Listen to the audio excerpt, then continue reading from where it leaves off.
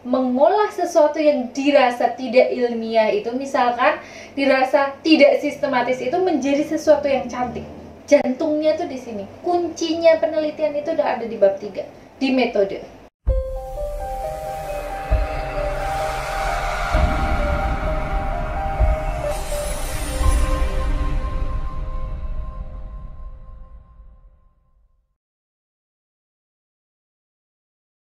Bismillahirrahmanirrahim. Assalamualaikum warahmatullahi wabarakatuh. Kembali lagi dengan saya Destina Religia Mujahidah di channel Emak Bangsa. Kali ini kita akan membahas tentang bab 3 dalam skripsi gitu.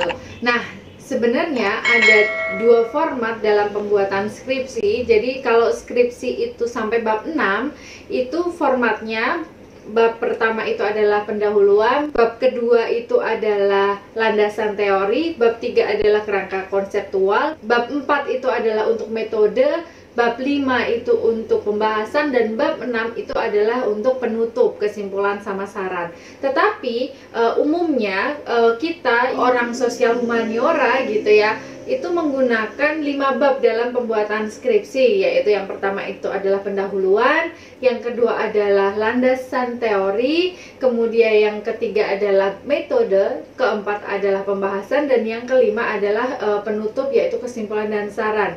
Nah, kali ini kita akan menggunakan atau membahas bab 3 dengan format skripsi dengan 5 bab gitu ya. Jadi bab 3-nya adalah tentang metodologi penelitian. Jadi ini nanti akan dibagi beberapa termin teman-teman.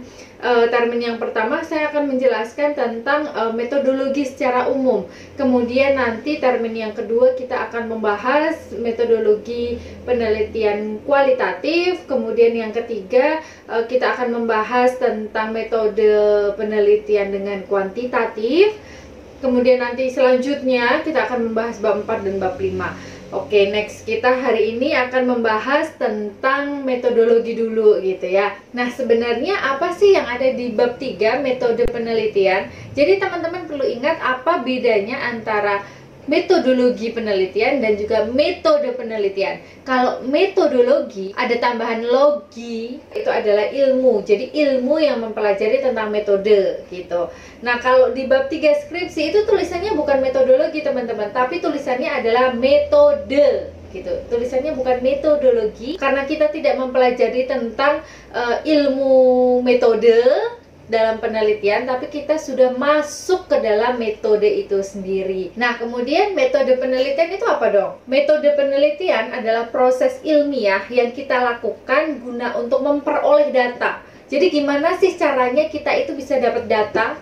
Nah, caranya adalah dengan menggunakan metode. Karena apa? Sejatinya dalam skripsi kita itu harus menyusun skripsi kita itu secara ilmiah, sistematis, dan terstruktur. Jadi harus ilmiah, terstruktur, dan sistematis. Kalau enggak ilmiah, enggak terstruktur, dan enggak sistematis, itu bakalan ditolak dan kalian bakalan bisa dibantai sama penguji kalian. Gitu loh. Jadi gimana caranya sesuatu yang enggak ilmiah itu bisa kalian tarik dan itu bisa kalian ilmiahkan? Maksudnya gimana? Ya, misalnya nih teman-teman ya, teman-teman di sini mau meneliti tentang, teman-teman di tasawuf psikoterapi misalnya ya, mau meneliti tentang bagaimana seseorang bisa mensucikan jiwanya setelah dia taubat misalnya, seperti itu, studi fenomenologi. Nah, bagaimana sesuatu yang itu dirasa, gimana cara ngukurnya, kok bisa sih kayak gitu? Itu kan subjektif banget, itu kan nggak bisa terukur misalnya, itu kan nggak ilmiah. Nah, gimana caranya agar kalian itu bisa mengilmiahkan itu? Yaitu caranya dengan kalian menjelaskannya di bab 3. Jadi bab 3 ini adalah kunci, jantungnya penelitian itu ada di bab 3.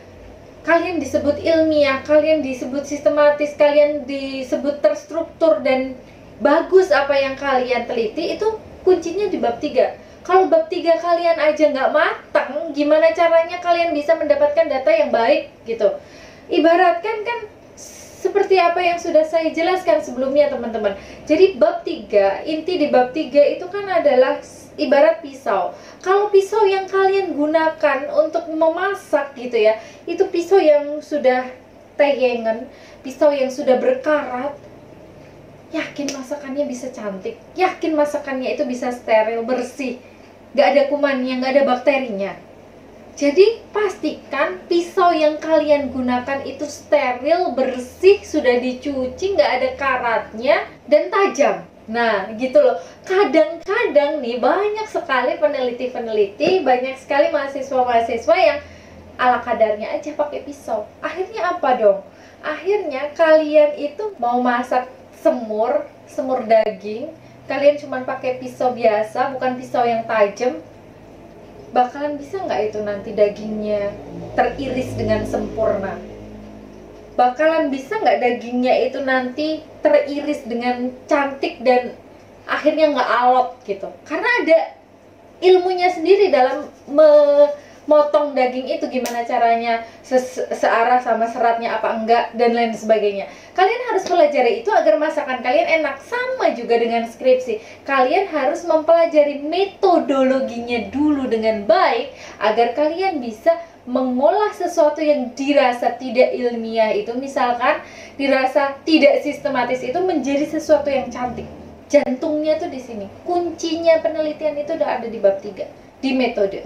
Jadi teman-teman, apa yang masalah yang sudah kalian kemukakan di bab 1, sudah kalian paparkan di bab 1, masalah itu semua kalian coba pecahkan gitu ya, dengan menggunakan bab 3 ini. Jadi bab 3 ini gimana caranya agar bisa memecahkan masalah yang ada di bab 1. Tujuan penelitianmu itu apa? Gitu. Jadi pertama adalah fenomena, kemudian riset gapnya apa. Kalau sudah di situ nih teman-teman, yang ketiga adalah bagaimana kamu bisa memecahkan fenomena dan riset gapnya ini.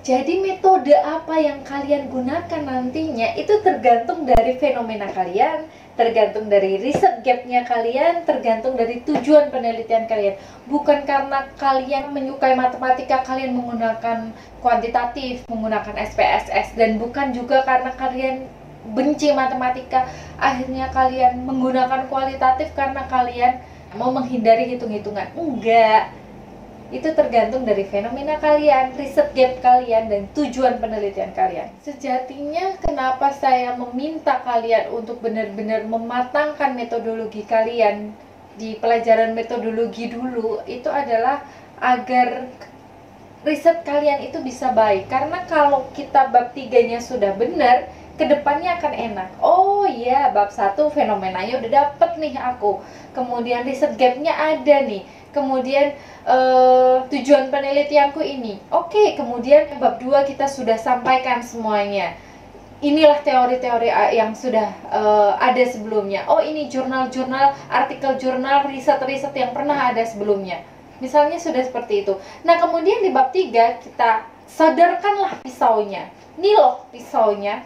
Oke, kita masak nih semuanya, kita racik, dan kemudian di bab 4 nantinya kita akan mudah untuk menyajikan. Nih, yang terjadi itu seperti ini nih fenomenanya, baik kualitatif maupun kuantitatif. Jadi tergantung dari fenomenanya kalian, tujuan penelitiannya kalian itu mau apa, itu yang akan menentukan metodologinya. Jadi bukan kita pingin metodologi apa, kemudian fenomena kita mengikuti metodologi, enggak, tapi fenomenanya itu apa, nah metodenya itu yang mengikuti kita, mengikuti fenomenanya. Gitu ya teman-teman semuanya. Semoga prolog ini bisa menjadi gambaran teman-teman apa yang harus diperhatikan dalam pembuatan bab 3 skripsi. Selanjutnya kita akan membahas tentang bab 3 skripsi dalam penelitian kuantitatif maupun kualitatif. Kalau teman-teman suka, boleh like, share, dan juga subscribe. Jika ada pertanyaan, boleh DM di Instagram saya, The Emak Bangsa, atau boleh juga tulis di kolom komentar. Cukup sekian, kurang lebihnya saya mohon maaf. Assalamualaikum warahmatullahi wabarakatuh.